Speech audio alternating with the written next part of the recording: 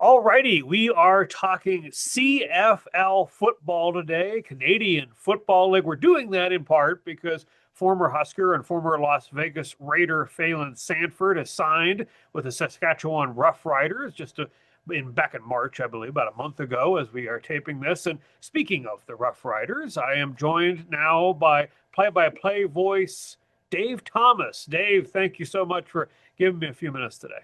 Oh, pleasure is all mine. Thank you. I want to get into learning a little bit more about the CFL and all of that type of stuff because we're going to probably, I hope, have a lot more Nebraska people watching this season and rooting for the folks in green up there. But what do you know about Phelan as he has joined the franchise here about a month ago? Well, what I was able to see and decipher from some of the tapes that we get on, of course, YouTube and all the other platforms that are available out there is he's got amazing speed, and just the speed and the closing angles that he takes seem to be so good. And again, just an exciting player to watch because there's been times watching him on special teams or even on the defensive snaps that he's taken, you see that close speed come really, really quick. And that's something to behold for a guy of his size, and to be able to do it consistently is pretty impressive. Yeah, and I think I don't know if I mentioned this to you.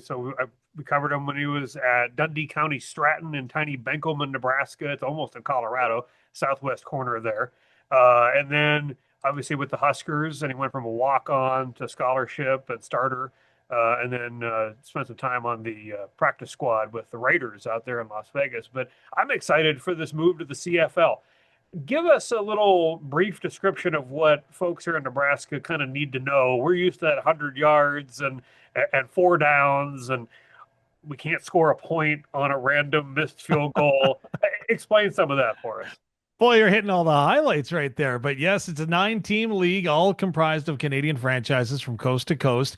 The field is a big difference maker in that it's 110 yards long. So, yes, there is a 55-yard line in the Canadian football game.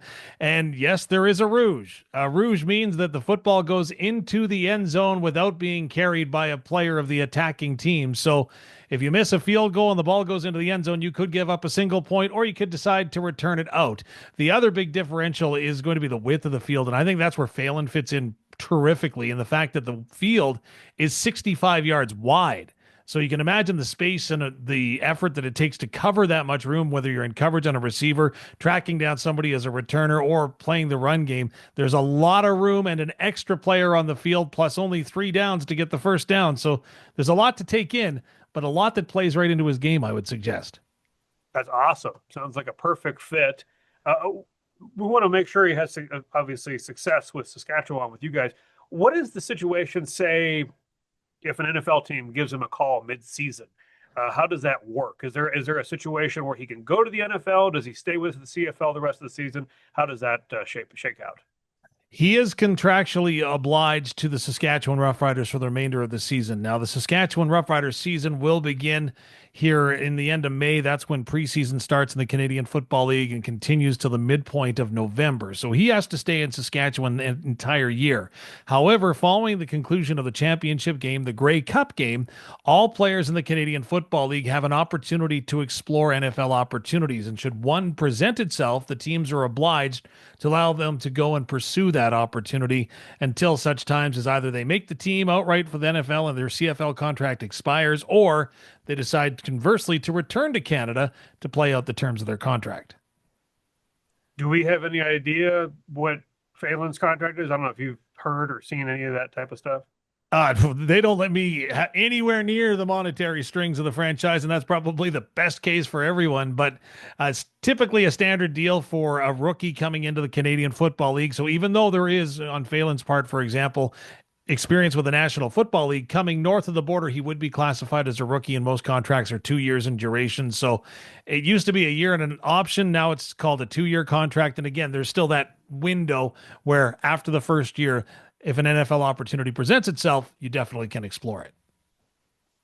So if we have a Husker fan or two or 100 or 1,000 wanting to go north of the border and check out a game or two this season, tell us a little bit about Regina. I know growing up as a kid, I didn't know a lot about Canada. I grew up in Pennsylvania, so it's not that far away. But I heard of Saskatoon, but I had never heard of Regina. Tell us a little bit about the big city up there.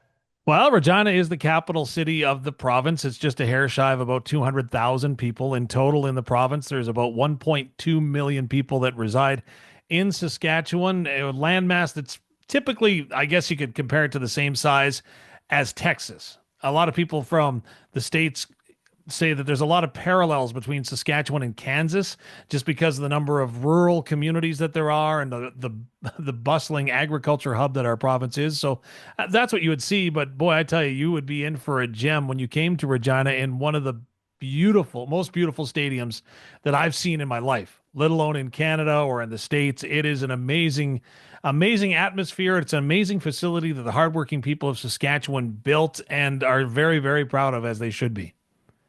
That's awesome. And population wise, it sounds similar to Lincoln. Population wise for the province sounds actually pretty similar to Nebraska. And then you have the whole rural aspect. It's almost like you're just taking them from one thing and putting them into the other, and it's the exact same type of deal. Absolutely. There's a lot of parallels. Like I said, I should have said Nebraska, realizing what I was saying. But end of the day, again, there's a lot of similarities, and I think that he'll feel right at home here. What do you know of? I'm trying to think of former Huskers that may have had either up in Saskatchewan or across Canada that have had prominent CFL careers. I was looking that up the other day. I know there have been a couple, but what are some of either that or what are some of the biggest named players for Saskatchewan that people might want to know about in their team's history? I know they've won a Grey Cup here not that long ago, right? No, it's been a while. It's been 20 since 2013 since the team has won a Grey Cup in their 100+ year franchise history. They've become the lovable team that just can't seem to get there because they've only won 4 championships in team history. So there's a lot of that underdog atmosphere when you come to Saskatchewan. You try to go ahead and piece some of the players that have been in and out, and there's not a lot of NFL players that have come to Saskatchewan because, oh my gosh, Saskatchewan, what? But again, they are a stepping stone and a grounds that players go ahead and prove themselves on and then take steps, right? So a lot of offensive linemen come from Saskatchewan and go and try their wares south of the border. A young receiver by the name of Joe, who played at Garden City Community College after a stint in college football, came to Saskatchewan and again put on a show in year one and now has found himself with a contract with the Indianapolis Colts for the upcoming season. So there's always opportunities. Just Saskatchewan, again, they're the guys that are always that blue collar crew that just roll up their sleeves and go to work. I got to make sure I get the pronunciation right. I keep wanting to make that Saskatchewan. It's Saskatchewan, and I was told that because our sports director is from Alberta, so we have that Canadian tie in there. He's not far from Calgary. His family grew up on a farm there, so I was like, "Hey!" I got excited when we talked about doing this interview. I made sure to tell Darren Winberg, our sports director, "Hey, guess what I'm going to be doing?"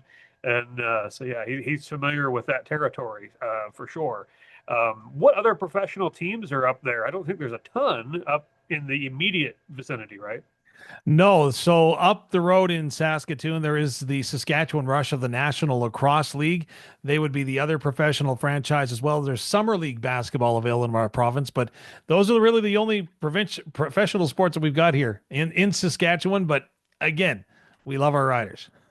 And I was listening to you here just about a week ago on your guys' show, The Sports Cage, up there in Regina, and to kind of get myself a little indoctrinated in the whole situation. And I believe the lead story was the Calgary Flames and the season ending there in the NHL the day before.